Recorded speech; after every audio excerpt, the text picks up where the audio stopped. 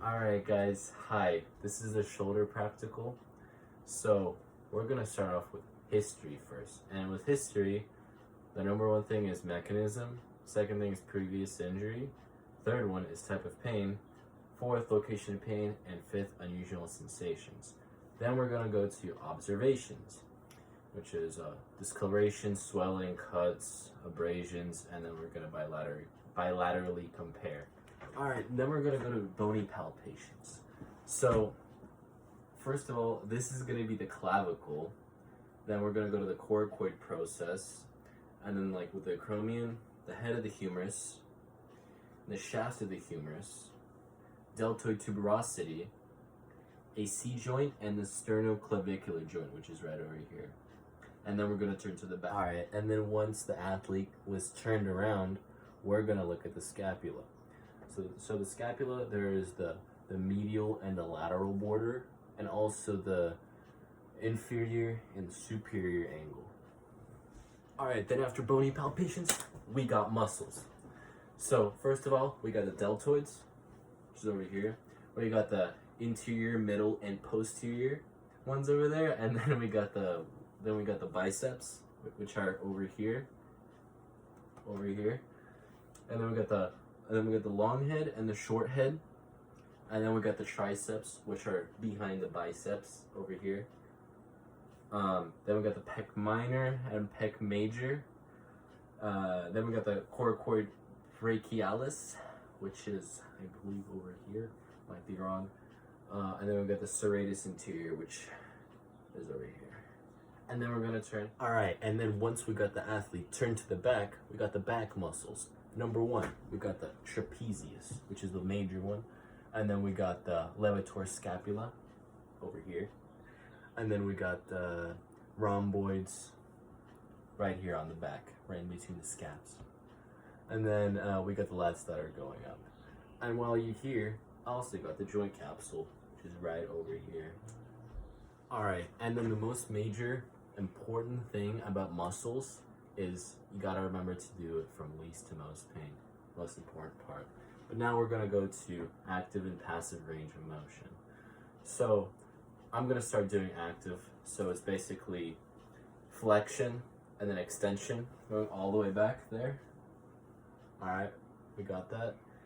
We got abduction, and adduction. And then we're gonna go internal, external rotate. Then we're gonna go to elevation and depression of the deltoids, just going like up and down. There you go. And then protraction, or like protraction and retraction. Yeah, good job. All right. And then next, we're gonna go to special tests. But before that, I also gotta state that passive range of motion is basically what I just did. And basically passive range of motion is basically doing for them and with them, while active range of motion is basically doing it by yourself. All right, rolling into the special test, we have the first of all, we got the wall push-ups, and it's looking for a weak serratus interior, which like runs in the scapula, like, and if it pops out, then like if the scapula pops out while they're doing it, like a wall push-up, that is basically saying that they have a weak serratus interior. And then we're gonna go into applies, and applies just test the range of motion of the person. So first of all, we're gonna get the hand, and then we're gonna do this and go all the way to the back and mark it. So where her hand was, it was over here. And then we're gonna do the same thing with the other arm. And then she's gonna, and then like her fingers end up over here. So, and you gotta bilaterally compare, and it seems like that she is that she has a good active range of motion.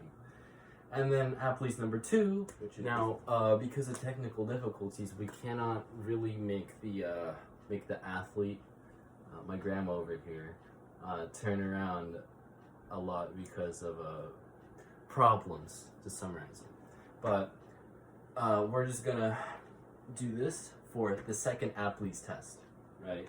And it's test active range of motion, all right? So her fingers are over here, and then you gotta do the same thing with the other arm. All right. Okay, like it ends up over here. So basically her right arm is a lot better at, flexing or moving or having a better active range of motion. But besides that, we're gonna go to number 3, which is apprehension. All right, so for number 3, we have the athlete lying down. It's apprehension. So what it is, it tests for a weak anterior glenohumeral cavity. So what we do is I weave my hand,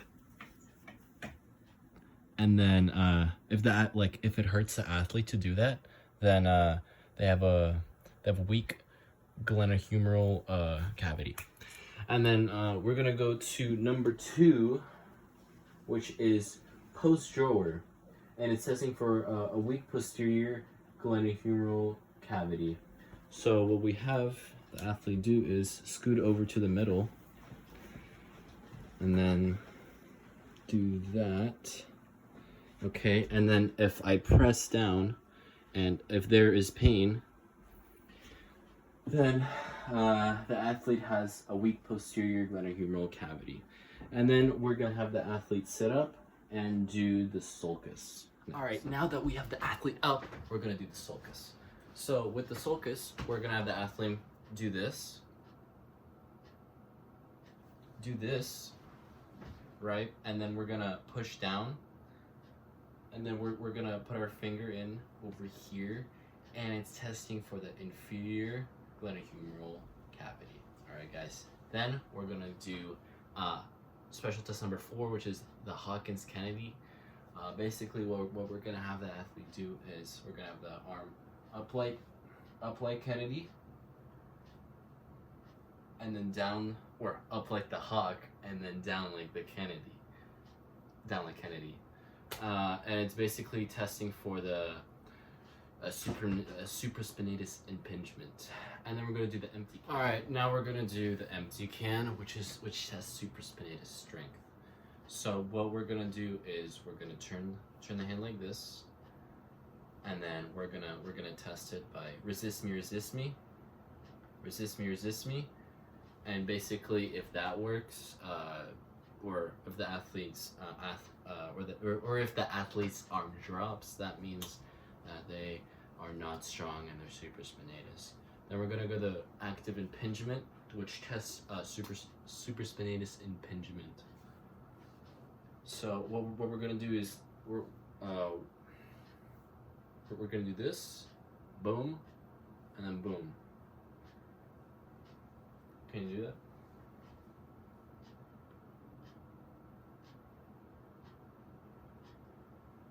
Okay, yeah, that's semi what I talked about.